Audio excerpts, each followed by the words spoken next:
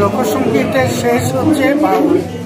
বাউল গান এমন একটা কথা যে সবের মধ্যে সব জায়গায় পৌঁছে যায়, সেই জন্য একটা কিছু বলা যায়, তার মধ্যে দিয়ে মানুষ বলা যায়, মানুষ আসল কথা মানুষ নিয়ে প্রচার হয়। তারপর পরে মানুষের জীবন কিভাবে চলে সেটা, তারপরে দেহতত্ত্ব, পরতত্ত্ব, লীলাতত্ত্ব, ভাবতত্ত্ব, হ্যাঁ সেই তত্ত্বমূলক চলল। তত্ত্বমূলকের পরে আসছে যেটা, সেটা আসছে आनंद, सबाई के लिए तो आनंद।